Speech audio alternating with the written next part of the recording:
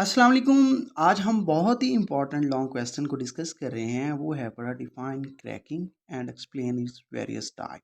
ठीक है, अब सबसे पहले वर्ड क्रैकिंग को समझना है कि क्रैकिंग बेसिकली होती क्या है।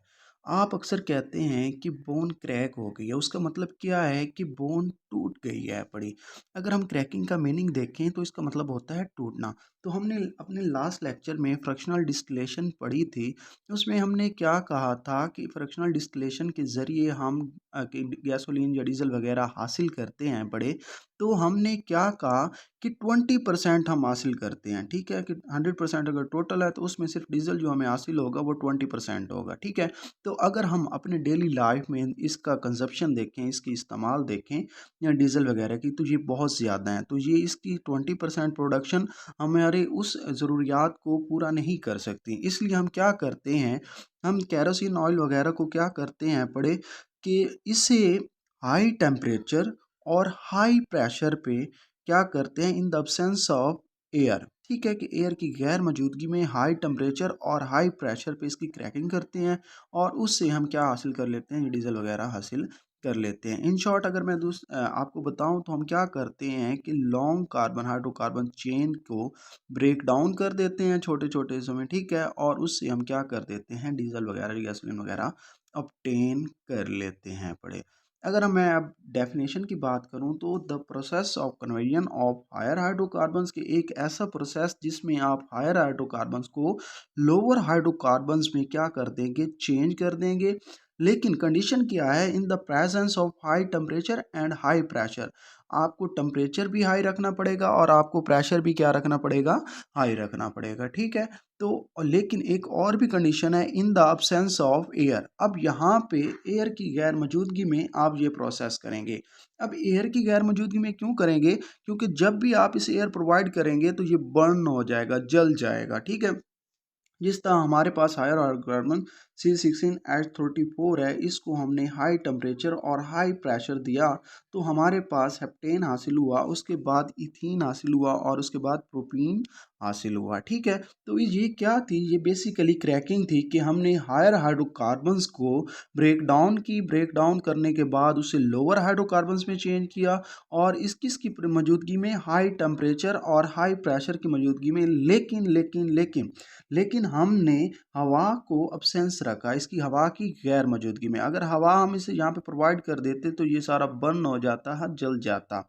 उसके बाद हम इसकी टाइप्स की बात करते हैं तो टाइप्स में क्या है पड़ा, जो फर्स्ट इसकी टाइप है पड़ी वो है पड़ी thermal cracking, second type steam cracking और थर्ड टाइप कैटालिटिक क्रैकिंग। अब हम इसकी फर्स्ट टाइप थर्मल क्रैकिंग के बारे में बात करते हैं। थर्म कहते हैं हीट और क्रैकिंग मतलब टूटना, मतलब हायर हाइड्रोकार्बन्स हीट की प्रेजेंस, जब हम उसे हीट देंगे तो वो लोअर हाइड्रोकार्बन्स में क्या हो जाएंगे, चेंज हो जाएंगे। The process of conversion of higher hydrocarbons into the lower hydrocarbons at high temperatures and high pressure in the absence of air.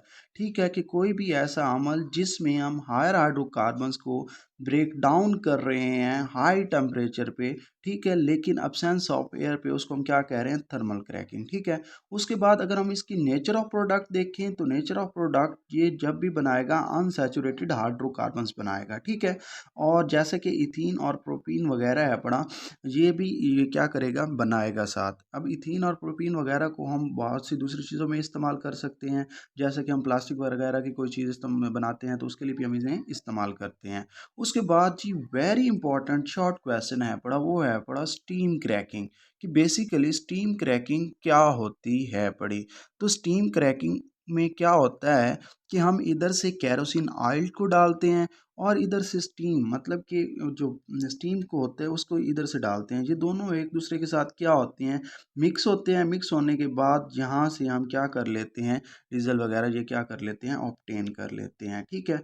The process in which steam is mixed with higher hydrocarbons, के एक ऐसा process जिसमें हम steam को mix कर रहे हैं higher hydrocarbons के साथ, ठीक है, at 90 degree centigrade, then the suddenly cool, कि हम क्या करते हैं, इनका टेम्परेचर हाई करके 90 डिग्री सेंटीग्रेड पर करके उसके बाद हम इसे सडनली क्या कर लेते हैं, कूल कर लेते हैं। तो उससे हमें गैसोलीन क्या हो जाती है, ऑब्टेन हो जाती है। हमेशा याद रखना कि आप यहाँ से स्टीम को इंटर करेंगे, यहाँ से केरोसिन ऑयल को इंटर करेंगे, जैसे ही ये मिक्स होंगे इनका टेम्परेचर इंक्रीज होगा तो आपने सडनली कूल करना है। सडनली कूल करने के बाद आप गैसोलीन को क्या कर लेते हैं, ऑब्टेन कर लेते हैं। अब हम इसके नेचर ऑफ प्रोडक्ट की बात करें तो इसमें भी हम क्या करते हैं, लोअर अनसैचुरेटेड हाइड्रोकार्बन ऑब्टेन करते हैं।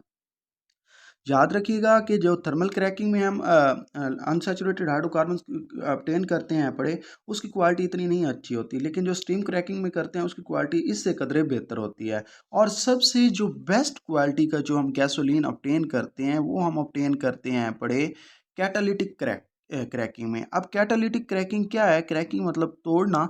तो हम क्या कहेंगे, किसी भी कैटलिस्ट की मौजूदगी में हम क्या करते हैं, हायर हाइड्रोकार्बन्स को लोअर हाइड्रोकार्बन्स में तोड़ देते हैं।